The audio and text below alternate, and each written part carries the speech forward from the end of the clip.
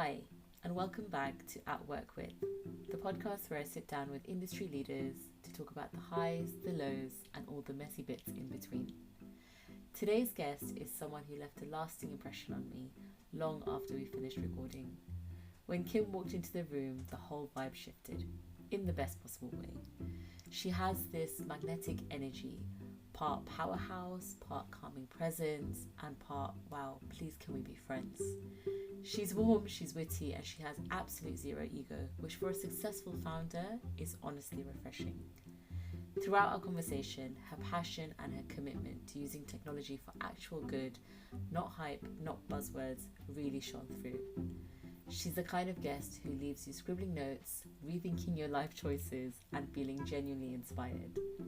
I absolutely love speaking to her, and I'm so excited for you to hear this conversation.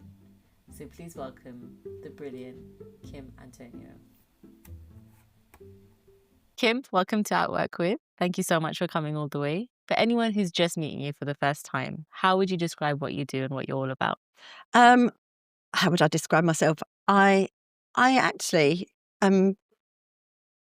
what I do is I bring technical solutions to real life problems. Not quite sure how better to explain that, but I think that I'm very good at seeing a problem, and because of my background in technology and communications, I'm quite good at sort of finding a technical solution. And a little bit about yourself, where you're from, Oh my goodness! growing up. Yeah, Snapshot. snapshot. Yeah, Of a very full life. I've had a very full life. I've been in business my entire life. Grew up in family businesses, in property, and then got into sort of digital. I found a love for technology about 40 years ago. Just goes to show how old I am. I'm having a not retiring party next January for the record, very so nice. I'm actually 65 in January. But as I say, um, always laugh and joke with my husband and sort of say to him that he made a lot of money in property and I lost it in tech.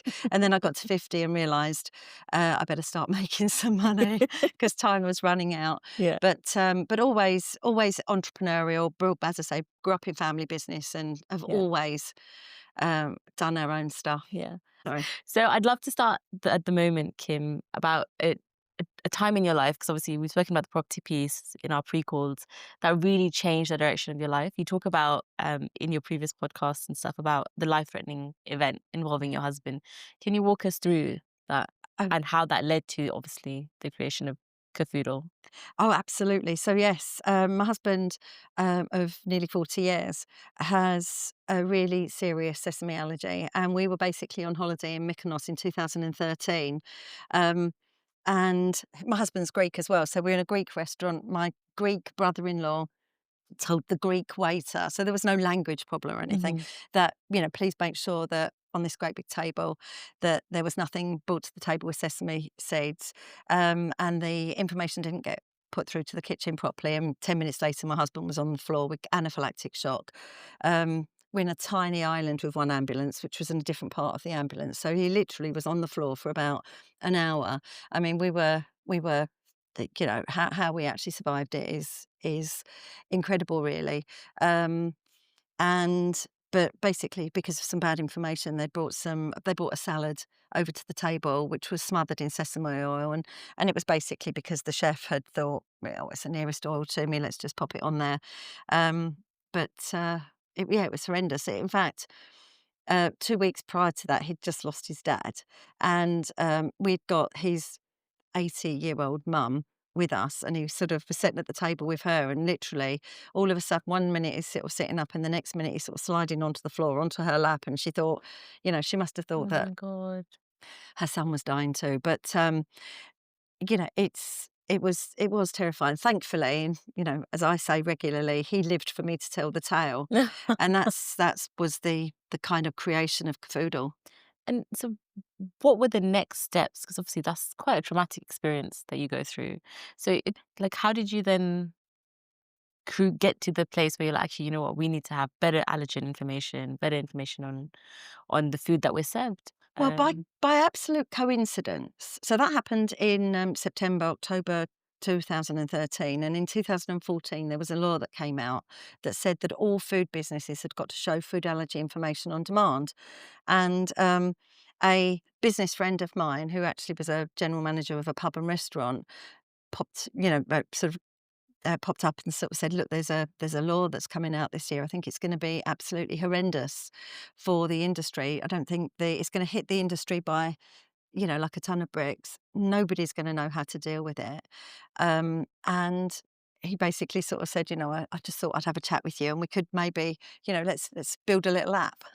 And it was like, well, um, it wasn't that simple, obviously. Yeah. And of course, for me, at the time, I had just, maybe a story for another time, but at the time, I had just actually closed a business, Yeah. which I lost a lot of money through. And And I was was this at your that point, property business? it wasn't the Yeah. property Oh, business. No, okay.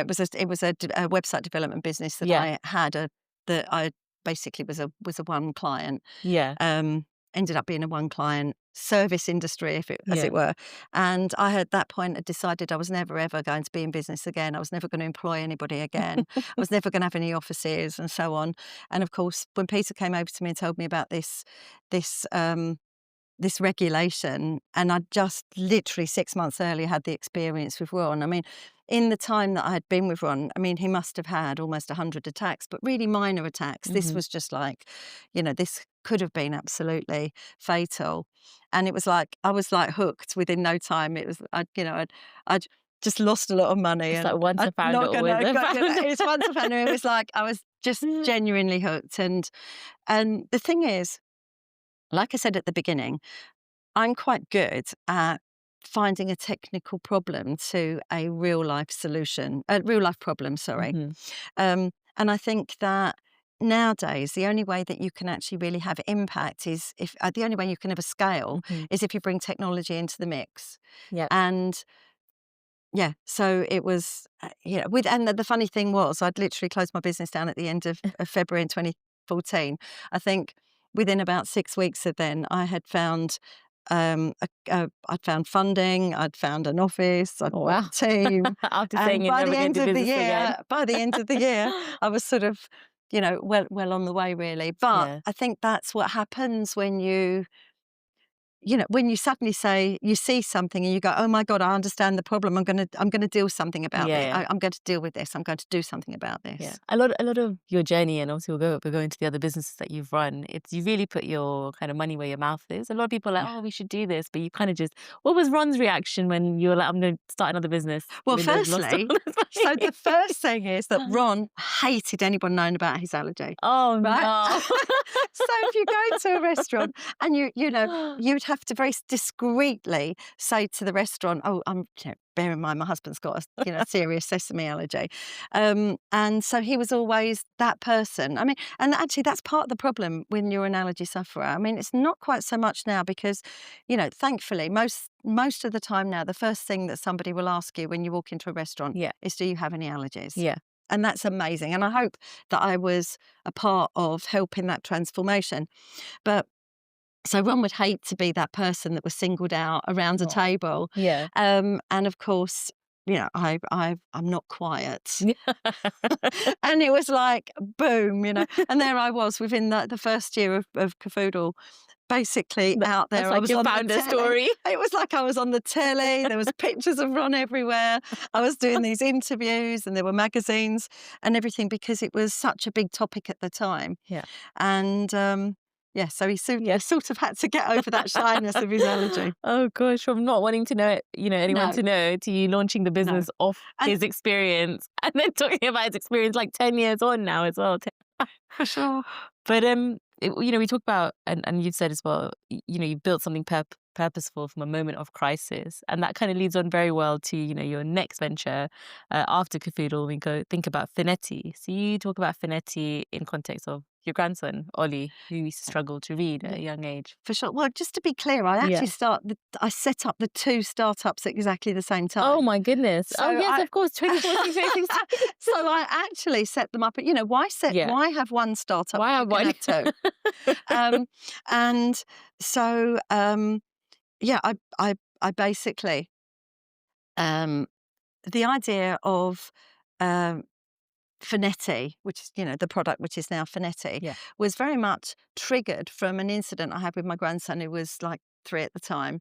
And I was on a train. I'd taken him up to Liverpool Street, funnily enough, on his first train journey. And on the way back, he was sitting in the car and he was getting a bit fractious. So I gave him my iPhone and I put Chuggington on, his very favourite thing. Oh. And at the end of the video, because I put it on YouTube, at the end of the video, he just swiped to the next page and it was like, goodness, he can't string a sentence together, but he knows how to use the tech.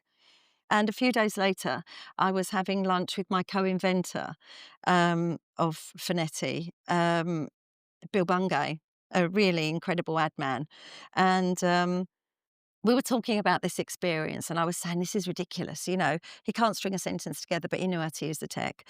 And Bill and I were talking over some really bad Chinese wine, I think, about how it would be amazing to build something that we dubbed edutainment, because we figured that screen time and tablet time was going to become a big thing, especially for children. And we guessed back then It that was 10 years children, ago as well, right? yeah, well, it's 2016. more than that now. Oh, yeah. Well, no, when Yeah. we originally started Yeah, it, yeah. it was just a bit more than that. But we, as I say, we figured that they would be watching videos and playing games, and here we are now. And we figured that we'd have to bring some form of gamification into something educational.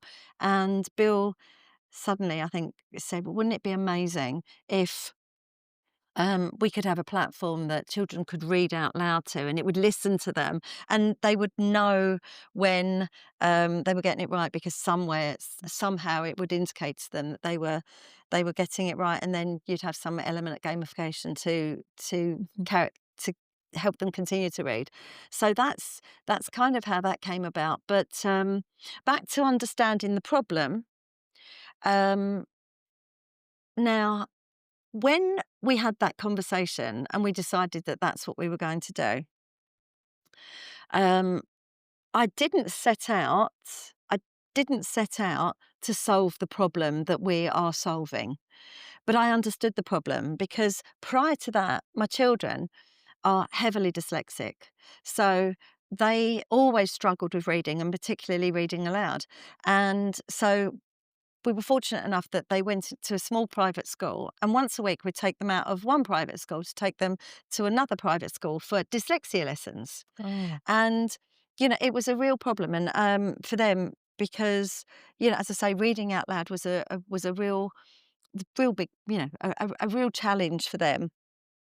And so, although I didn't set out to solve the problem, as soon as I started to get into the problem, I understood the problem, because I'd lived it yeah. for so many years. And for those that are new to Fonetti, so of course we've worked together, but for those that are new to Fonetti, how does it actually work? Well, I think probably best to go back a stage. So Yeah. the company is actually Auris Tech, Or is tech? Yeah. and Fonetti is our education product that we've built within Auris Tech. So going back to the point when we said that we'd got this idea of how we could sort of change a reading experience, um, we decided that the way to do that was to use voice technology. So we basically bought used some off-the-shelf voice technology, and we built that into like an ebook platform, Mhm. is the best way to Mhm. describe it.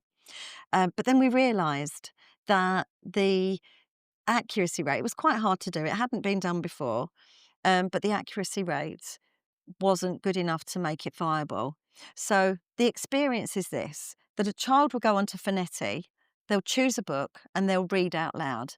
As they read out loud, the words go green when they get them right, and they go grey if they miss or skip a word.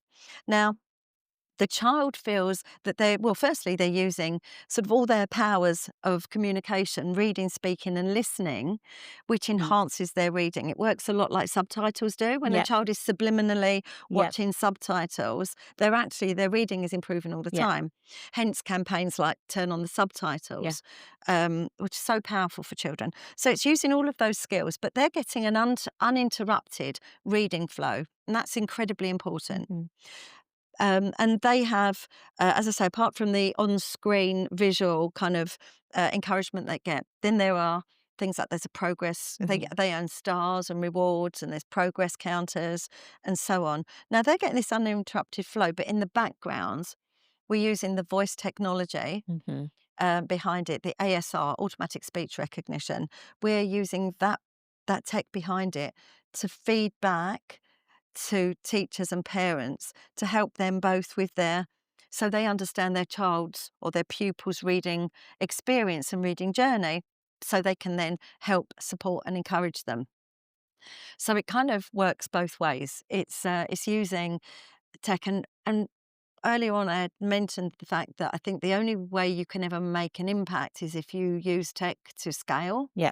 And of course, children, teachers can't read one to one with every single child. There aren't the resources, there aren't the Hmm. manpower. Hmm. So actually having Fonetti is almost like that one to one sort of teaching assistant or one to one reading buddy. Yeah.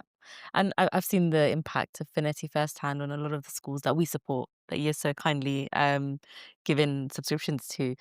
One of the questions we always get asked is, how does Fonetti's, automated speech recognition system differ from traditional AI or reading apps? Oh, So what is it that makes it so yeah. unique? I know what it makes it so unique because I've seen it. But for those So listening, what is right, what is it that makes it? that's You such a good question. So um, conventional ASR, automatic speech recognition, that, like, for example, Alexa, Yes. for example. Now, Alexa works on something called command and control. So basically, its job is to hear what you've said. It knows where you are, who you are, and you may have mentioned the word weather, and it will say, Anna wants to know. She's here. Yeah. She's in London. She wants to know about the weather. Let me give her a response. So its job is to refine and then give you a response. Voice technology for reading is completely different from that. It has to do the opposite of that. It needs to listen to exactly what it hears, but it also needs to be able to provide and allow for blended reading. Children all read at different rates, different Hmm. pace, And different accents. different Yeah. accents, and so on. So it needs to um, be able to listen to that exactly as it hears, and also it needs to be able um, to bring into account things like pauses and stutterances. Hmm. And it needs to listen to exactly that and then report back. And it reports back on things like accuracy, words per minute, um, and it can benchmark sort of reading rate Amazing. and so on. Lots of other kind of background metrics, but it's fundamentally different because it does the opposite of the likes of Alexa. I always say that it's sort of Alexa for reading. Ah, that's a good way to And explain it. Yeah. people often ask me recently as well with with AI being this,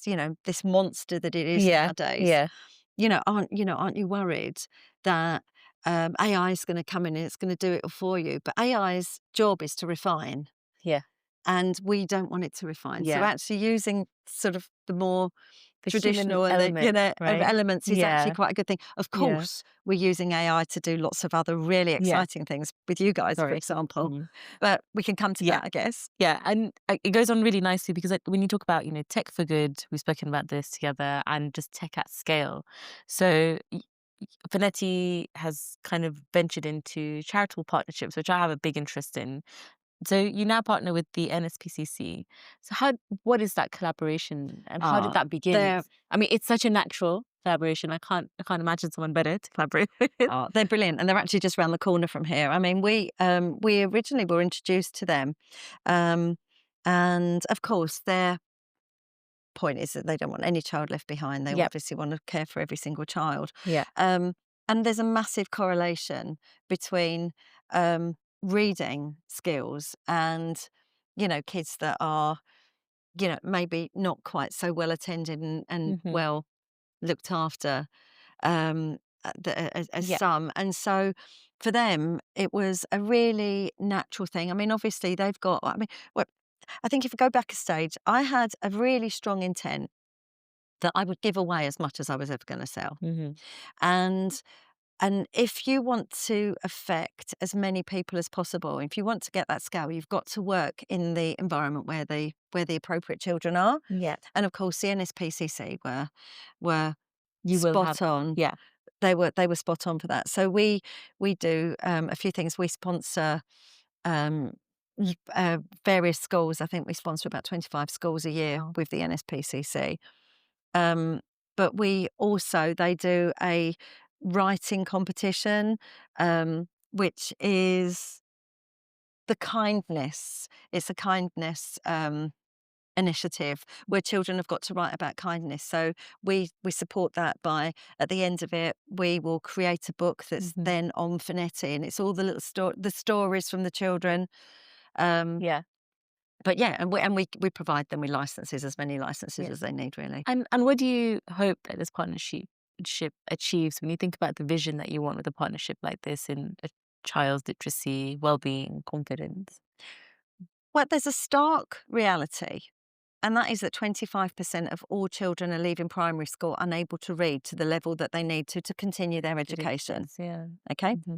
And that hasn't changed. It's massive. It's massive. A quarter of all children are leaving primary school unable to read to the level they need to continue their education. You know, that is such a powerful statement. That's a stat that hasn't really moved for around about 15 years.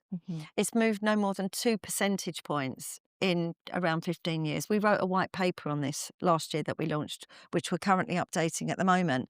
And basically, you've got people like the National Literacy Trust that they do phenomenal work with reading assessment. And basically, and everything else that they do to encourage reading. But they have been advocating for a long time that reading engagement, or talking about reading engagement, is at an absolute all-time low. And I think what we've done is we have bought, because of the way that the children react and work with Fonetti, it's engaging. There's a massive connection between reading engagement, reading confidence, reading improvement, and reading enjoyment. And if you can kind of capture that at a fairly early age, then you're on the way. Reading is the foundation of all learning. You know, everything else that you need to have that foundational element of reading. And you know, and I just think it's such a life skill to have. It absolutely is. It's an escape. It's, you know, kids are curious. They want to know all of this stuff. Yeah. But at the basic level, it's wonderful. And I love it when I hear people that say they sit with children and they read with children.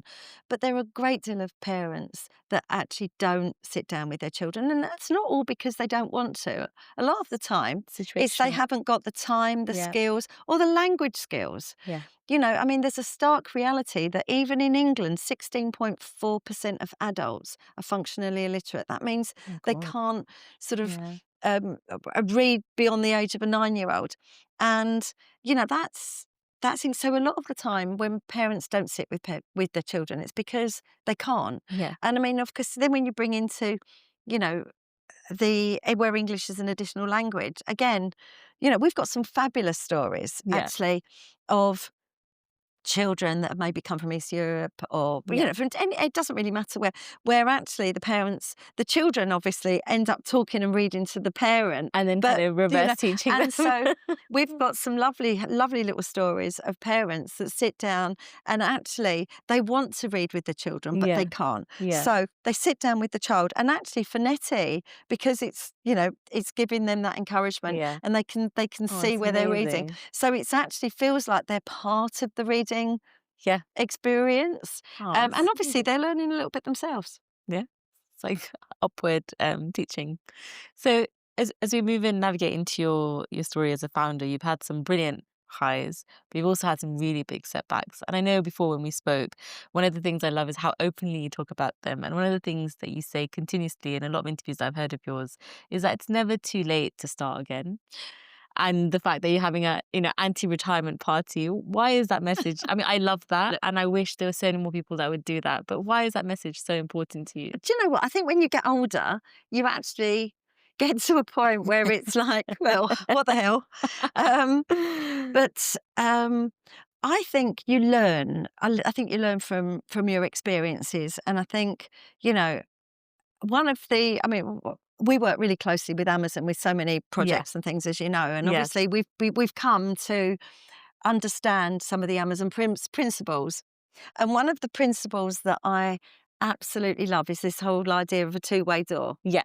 And I think that, and that's what you get when you get older. So a two-way door is basically you go in, you go all in with something, Yeah. but actually make sure that you can walk backwards, because if, you can come back out for that door, because probably I'm not explaining your principle as well no, as you it's should. brilliant. I was going to ask you to explain it for the listeners. But the idea is people often, they start something and then they walk through that door and then they go, right, I'm all in. I have to do this now. And you get in there and you go, this was a mistake. Yeah. This isn't working how I imagined it was going to work, because no matter how much research you do before you get into something, there's always stuff you don't know. And the idea of a two-way door is the fact that it's never too late to kind of just come back out and go, well, actually, Yeah. I looked in there, I dipped in. Yeah. It wasn't quite right. Let's come back, let's refine it, and let's go back in, or let's open another door. Yeah. And I think that you get braver when you get older. Yeah. I hear think that a that's lot. the thing. Yeah. You get braver, and it doesn't matter that, I made Yeah. so many mistakes. I mean, it's great. Yeah. It, I mean, I think the regret of not doing something is always greater than the regret of, well, at least I tried it. And that's it, right? exactly. That regret is always Exactly. something I always think about my career. I'm just going to go for it and then we'll see what happens. 100%. And you're a brilliant example of that. Do you think founders, and you've been a founder multiple times, you're still a founder, underestimate the emotional and financial risk Oh, of God, this? yeah. I mean, you've done it a couple of times, but you still Oh, keep yeah. walking through that door, I Kim. know. I still keep walking through that door. So, yeah, without a doubt, I think, well, a few examples of that. That firstly, quite often when you come up with an idea, you usually have to put some of your own money into it. So you can imagine. Yeah. So just prior to me setting up Cafoodle and Auris, Yeah. I had a business which was ended up being a one client business, and I ended up having to put that. Well, basically, they resigned us because they lost a big client, Yeah. and they had to lose a big chunk of money off their bottom line. We'd been working with them for years. And the easiest thing for them to do, or the only thing they could do that wouldn't affect their own business, was Yeah. to cut us, really. So Yeah. we sort of had 3 months' notice from something that was my entire business. Yeah. And I thank God for that incident forever, because if they hadn't have done that, I wouldn't have gone on to do the things that we were doing. Yeah. And the owner of that business is one of my best friends. So, and a great supporter of Fonetti and the Yeah. Read Aloud Challenge, I Oh, hasten no. to add, Katrina. And so, there I was. I'd just done that, lost a hell of a lot of money. And then I kind of thought, well, what do I do? I really, these two things came to me, and it was like I needed to do both of them. And it was a case of saying to my husband, what little bit of money we've got left That you haven't already spent. just saying. Yeah. And I mean, he's brilliant. I think, Well, I mean, he's, that was going to be my next question, is that value of finding the right partner to oh my really God. support Oh my you God. through it all. He is so amazing. Yeah. He's so amazing. I look at him sometimes and I think, oh, what have I done to you? Aw. Bless him. But you do, you have to go all in. And I think someone like me who's quite, I'm going to use the word tenacious, because people keep telling me I'm tenacious. Yeah. It's like, how do you keep that going? I think that, one, I was very committed to the point that we did put all of our remaining money into the business. We were quite lucky because right at the very early stage, I think when you've got something that people really resonate with and they go, oh my God, this is brilliant, like with Cafoodle, it was relatively easy. So I'd really struggled with this other business, which I had to close. Every door seemed to close on me, and it was like, I couldn't make it work. And in the end, just sort of, gave up. And then all of a sudden, when you're doing something that was right, every single door opened for me. I remember at the end, just before I got started, I remember thinking, oh my God, every door is closing. And then I looked up to the universe and I went, okay, I'm listening. I'm obviously not doing what because I was trying to keep it all together. I'm obviously not doing what I'm supposed to be doing. And as soon as I went onto this track, every door opened for me. And And that was amazing. But you do, it's, if you're going to go all in with something Mm. like this, especially in the early days of Cafoodle, because there was a problem, nobody really knew how to deal with it. And there was a lot of resistance from commercial kitchens, from chefs, Mhm. from general managers. It was like, we're already busy. Yeah. A lot of, chefs aren't particularly tech savvy. Yeah. A lot of chefs aren't Yeah. tech savvy. Sorry about that, chefs. But it's true. Yeah. Um, and so you have a lot of resistance. So you do feel like you're fighting an uphill battle. Um, and, right at the beginning, and it's fundraising Yeah. is, Of course. Yeah. you've got fundraising, you've got all of this. I mean, and it can be brutal, I think. And then you have a pandemic in the Yeah. middle of all of it. Huh. And then, the whole kind of investor network and everything, the investor environment was Mm. really quite broken after that. So, you go through a lot. You have to have conviction, stay in power, and you've got to be a little bit bloody minded and Yeah. tenacious to sign up To just to carry get it on through. and But we were very lucky back in 2033 because we sold Cafoodle. yeah. I brought a co-founder in Yeah. after, within the first year, I suppose, of when we set up of Cafoodle. Lovely, an amazing woman called Taryn Gore, and and that was great because she brought a different dimension Mm. to the business as well. But then we got to a point where I was at that time. I was kind of for the first few years we were kind of working on mainly on Cafoodle, and then I had the two things, and I brought a CEO in to Yeah. run Auris, and so Taryn was kind of like running Cafoodle. Lara was running Auris, and I was having the most amazing time being just kind of like being creative and sort of, working on products, working on partnerships and everything. And then all of a sudden, Lara went back to the States, basically left. And at that point, I had to choose a side. And I had to it's that choose a self-awareness as a founder, right? you Okay. Now. and I realised that, at that point we'd got Cafoodle to a stage where it was established enough that, Taryn could fly solo, Mhm. which she did very well. Um, and, at that point when Lara left, it was like my board said to me, "Well, will you sort of step back in as interim?" And it was Yeah. like, absolutely, it's a natural thing Yeah. for me to do. And it was like jumping back into my most comfy slippers. Yeah. It was such a natural thing to do. And then we got to the end of COVID pretty well, and we had an offer. Somebody wanted to. We had a big American PE-backed American company made an offer to buy Cafoodle from us, and it was the right time. It was the right time Mm. for me, which was brilliant because I Yeah. managed to make a bit of money. Yeah. Um, You tell your it was husband I got some money back I after got some all of money that. back, which I hasten Few to add, I decades. put all into Auris. But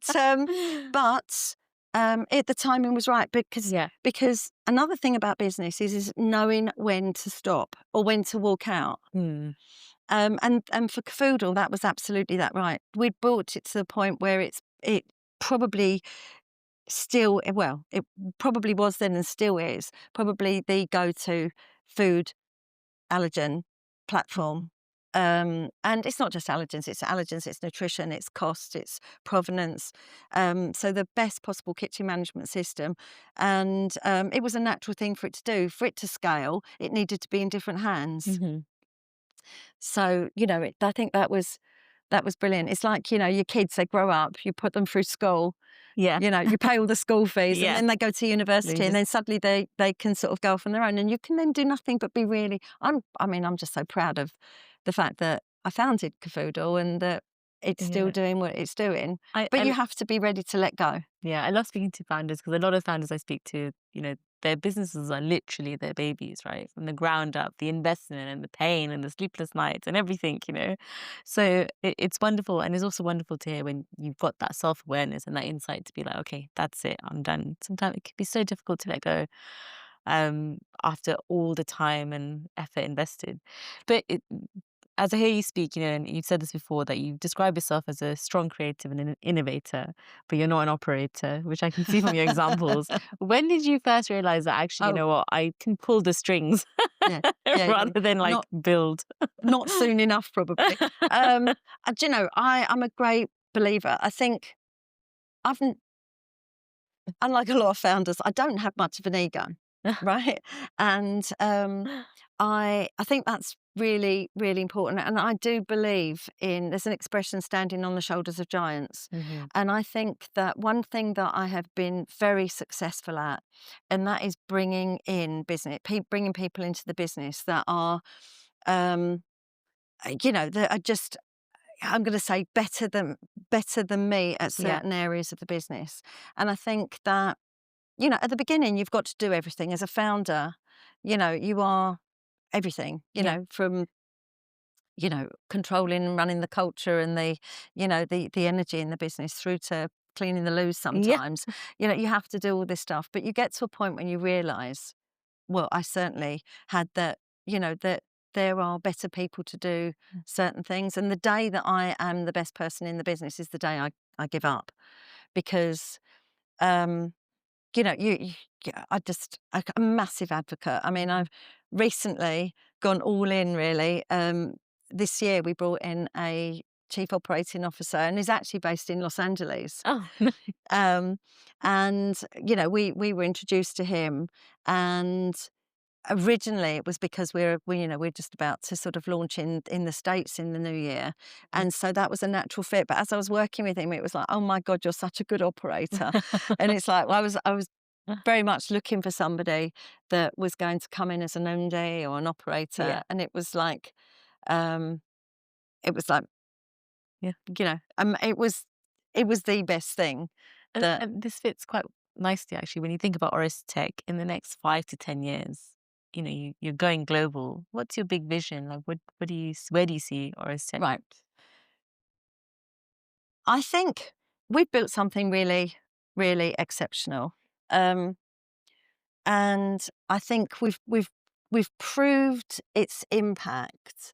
With the National Read Aloud Challenge, which I'd like to sort of, maybe mention in a Yeah. moment, talk a little bit about that. Yeah. But I think um, actually, it's probably a good time to I, mention I it was going now, to if you say, don't you mind. mentioned it. Yes. That So, will be my next question. So we can start now. so because it What it is the leads National into Reader Aloud? where it's going, Yeah. really.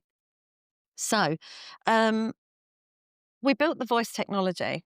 Now, what I didn't say was we found some off the shelf voice technology, but back when we first started to create the ASR for the Fonetti, Yeah. um, and but it wasn't really viable. The Mhm. accuracy rates were around about sort of 30 to 36%, Oh, which wow. just weren't viable. Yeah. And at that point, and this, by the way, now is in like 2017, I suppose. And it was like, well, we'd put quite a bit of money into the project and a lot of love and resources, but but as I say, it wasn't viable. And at that point, you do one of two things. You either say, well, actually, that was a really good idea. Hmm. I'll wait until the voice technology that to support that exists, or you do what we did. We found the best speak and language university in the UK, which is the University of Edinburgh School of Informatics, and a leading expert with Professor Peter Bell. And we basically approached them and said, look, this is what we've been trying to do. Um, and we just couldn't get the accuracy.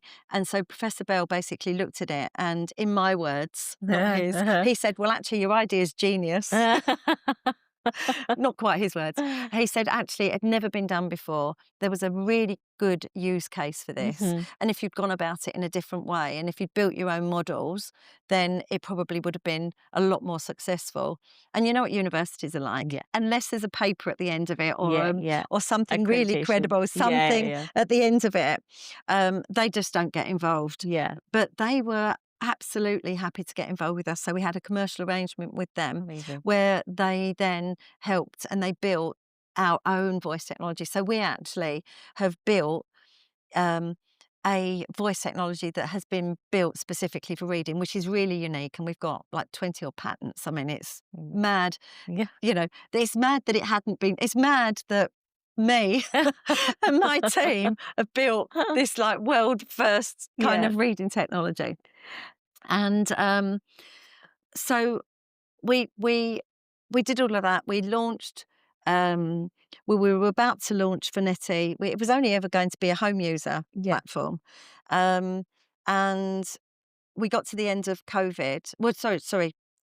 Through COVID, we realised how things were changing in schools, which is then why we built our schools platform. And we got to the end of that. We got to sort of 2023, and we were ready to sell into schools, and then realised that it's a really, really tough thing to do, to open the education market. I'd never worked in an industry like education before. It's a very, very, very tough nut to crack. Teachers are super busy. There's no money. And it's really, really hard. And so I thought, how do I, and you can't just go knocking on, 25,000 doors in the UK because it's just not practical. And I thought, how can I get some scale? How can I spread the word? And it was at the same time that I sold Cafoodle. So as I say, made a bit of money. So I was able to pop a chunk into Auris to be able to give the platform away every summer. And that's when we created the National Read Aloud Challenge. And should I explain the way that it works? So for someone who doesn't know about it, how does it work? Well, so basically, we started this in the summer of 23. And what we do is we reach out to schools through a whole group of partners, including AWS and Amazon. We reach out to schools, and basically schools then sign up. They get a personalised web page with customised assets that they can then share with parents. So they sign up, they send notes, they send emails, they send all sorts of things out to parents to encourage them to sign their children up to the challenge. Now, the children are motivated to read because of all of the gamification, because they just love reading on the tech. There's about 1,000 pieces of content. So, and it's just about free reading. So they can go on, they can choose any book they like, and they can read out loud. And they get certificates every time they hit milestones. So there are, I think, about 6 certificates that they can get throughout the challenge. We do this for the whole of basically the whole of July and August. And they get certificates. They get messages from our fantastic brand ambassador, which is Claire Boarding, CBE, who is the most incredible brand ambassador. I remember when I first met Claire a good few years ago. Now, she said to me she's always wanted to be involved in a technology that's got the ability to change the world, and she feels that this is that technology. And of course, the more evidence that we've got from that, it's kind of like, well, yes, Claire, I'm glad you realised that at the beginning, and it's true. But apart from all of the certificates and the messages and everything they get and the support from Claire, they also get leaderboards. So we basically there are school leaderboards, because the children can be connected to their school through the way that it's all, that they go through the QR codes and everything. So you have school leaderboards and you have individual children's leaderboards. And what's amazing is throughout the summer, the kids are just it's relentless. Competing, right? And they're competing against their neighbouring school or schools all around the country. And they're children. You've got siblings, competing against each other. And just to be able to, just to keep reading. And the amount of reading, the average 5 to 11-year-old reads between 22 and 44 books in a whole year. We had kids that were reading hundreds of books over the summer, literally hundreds. Again, the competition, it was just amazing. So we've now done 3 challenges, and we've supported 25,000 children throughout the challenges.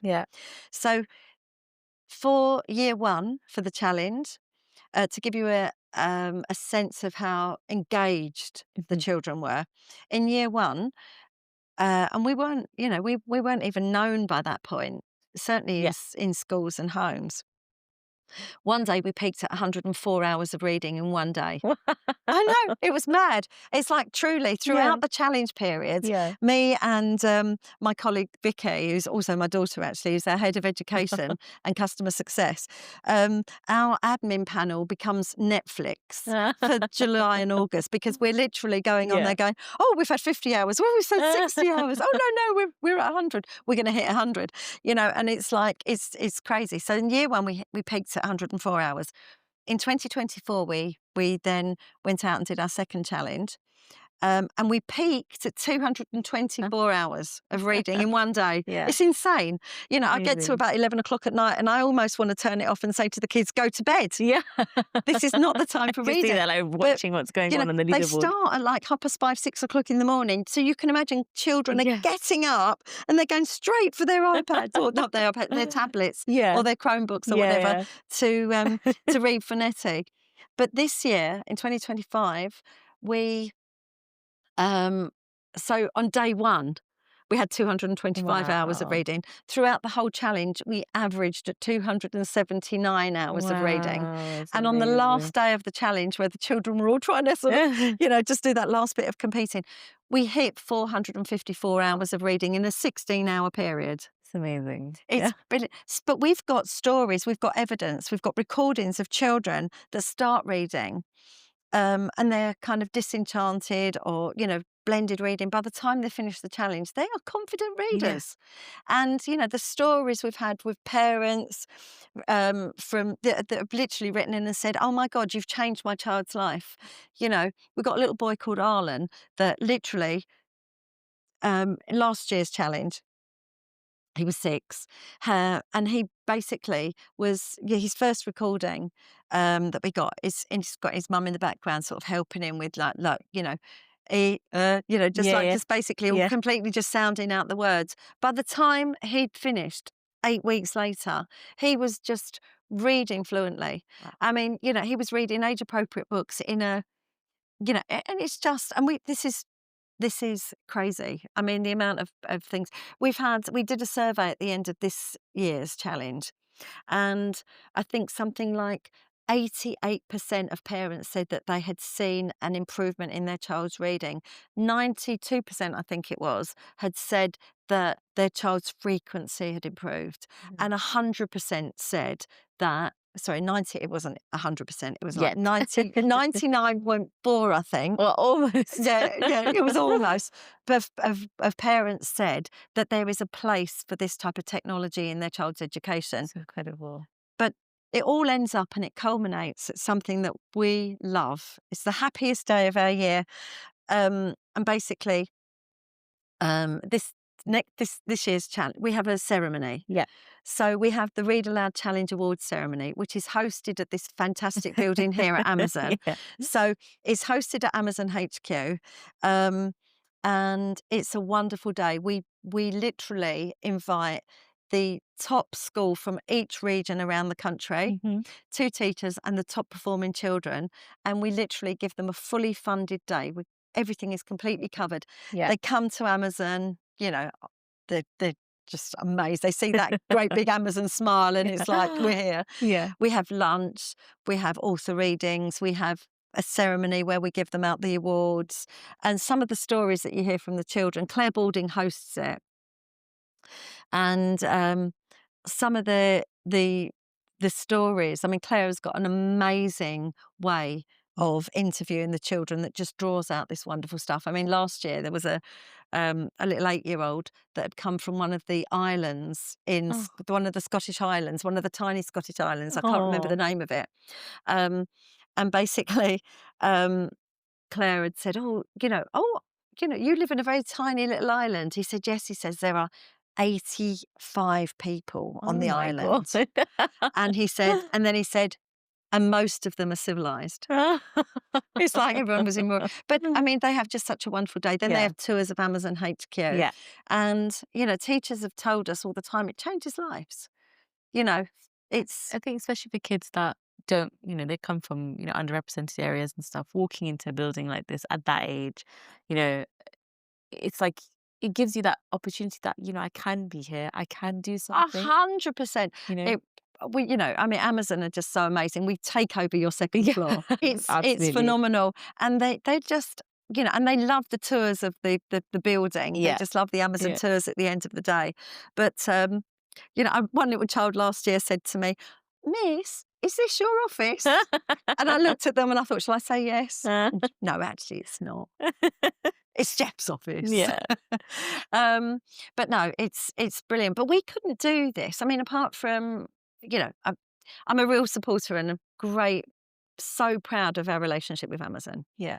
And we couldn't do the challenge, or we certainly couldn't have done the challenge for the last few years without the amazing help we've had with our Amazon credits, our AWS credits, and the fact that, we've got this fantastic venue that we can have our awards ceremony.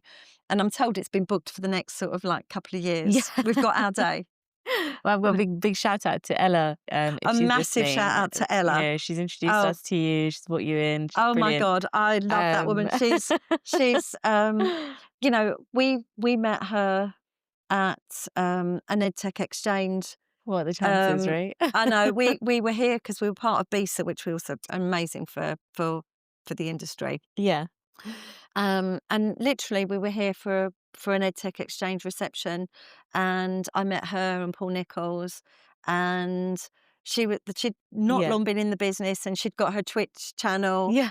and we got chatting, and the more we got talking, I mean, and that one chance conversation led to this phenomenal Absolutely. partnership. Yeah. Because when she brought Fonetti to us, like to my team, we were like, this is incredible. Like, what have we done with them? What can we do with them? And I remember going to her a couple of weeks after saying, because I'd seen your profile, I was like, I'd love to speak to her about her career. I was like, do you think she'll say yes? She's like, yeah, she's the nicest person Oh, ever. I was like, I don't want to just message her and be like, hey, you don't know me, but no. Listen, I was I honoured. know you. I was honoured when the wonderful Anna Merchant reaches out to say, I'd like to talk to you. It's like, Aw. you do know I talk for England, though, No, don't but you? I love it. So as we come almost to a close, when people look back at your work, what do you hope that your legacy would be? Whether it's Cathedral or Fonetti, Auris Tech, your property business, your Oh God, advertising business. it's And undoubtedly it's the fact. Listen, you get to an age, you can make money. You can only drive one car at a time, live in one house at a time, right? The biggest amount of joy that I get is, when you hear a story like Little Ireland, or when yeah, you hear a child recording, or a parent or a teacher will write in and go, "Oh my God, I'm in tears." I mean, we have a day when we go through all of the winning schools for the National Read Aloud Challenge, and we phone them up. The happiest day for us is that day when we're picking up the phone, and I had the pleasure of ringing sort of 2 or 3 of those schools. Well, I didn't actually have to ring them. They had to call. Vicky had yeah. phoned them, and they called back, and I Oh, I answered the phone, and it was like, I know she wants to tell you herself, but I'm going to tell you. And I've had head teachers, men in tears, when you said that they've won for for their region. So that gives me the most amount of joy. I think everything, with Cafoodle, I'm so proud of what I've achieved by creating that. I love the fact that, we were a small part of this transformation where you now walk into a restaurant and everyone says, what's your allergy? Really proud of that. But for me, it's like my legacy is all about what we're doing with children's reading, because it can change. It can change. Well, it can change. It changes lives, and that actually then changes communities, which changes. such a knock-on effect. It's like Yeah. such a knock-on effect. Yeah. I mean, and for me, it's all about, nobody when you die says, "Oh my God, she had X amount of money in the Yeah. bank," or "he had X amount." No, because nobody cares No, about it because at that point. yeah, They might look at your car and go, "Oh, that's quite a nice car," yeah. or whatever. But nobody cares about that.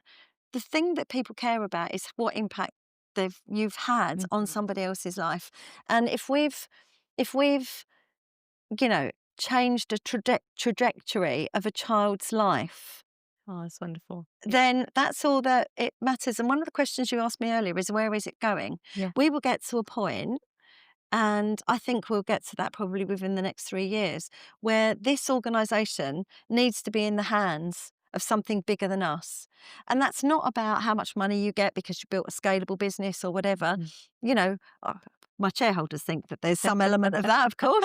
Yeah. And I'm not saying that's not important, but for me, it's like it's all about the guardian, the steward, the next steward of this Yeah. technology.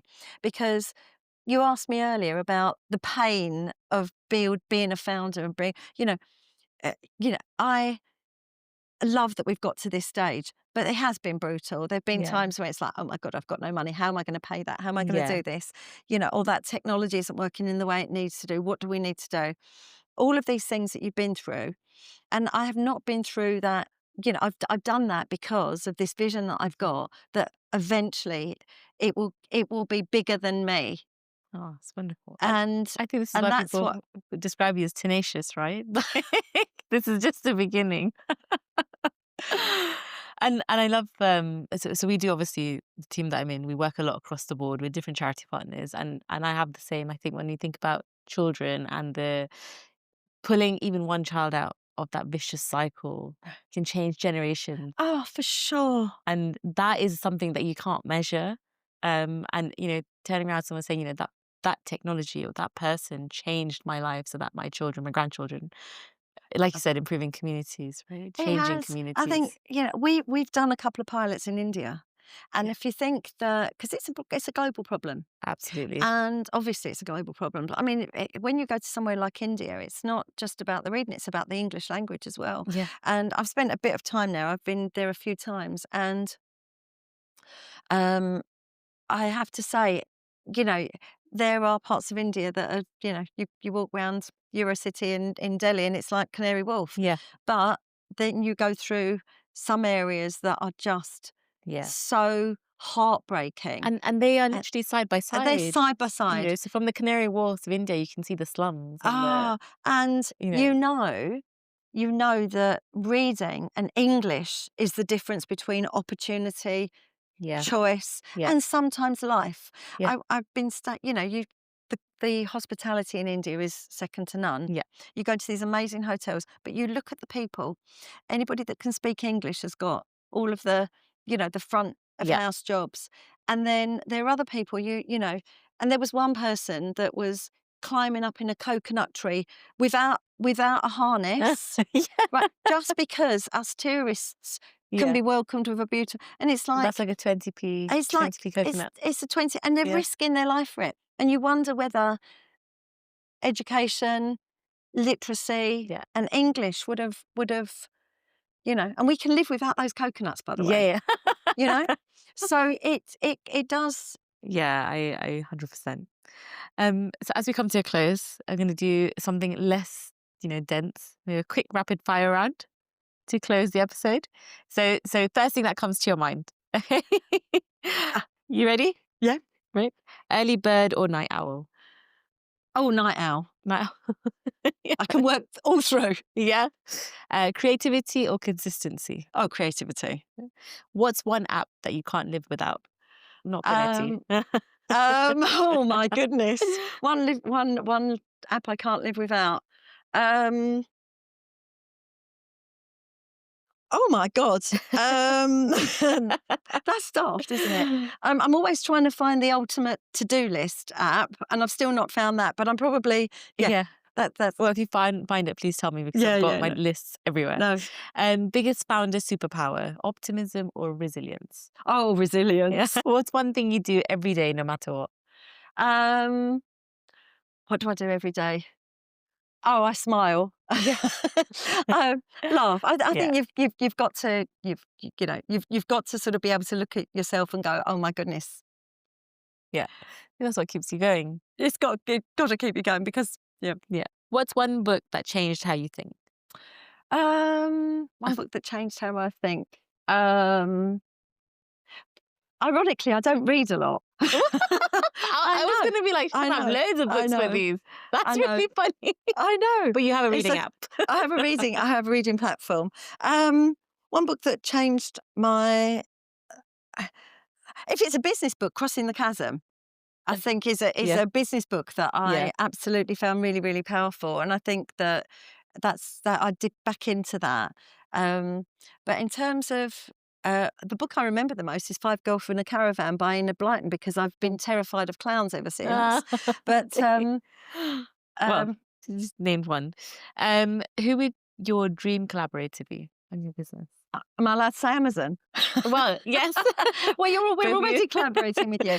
I think that my dream collaborator is going to be somewhere with a community of an audience that we can affect, Yeah. and with the belief that we can make a difference, make a change. Amazing. And the last one, if you could describe your journey in one word, what would that be?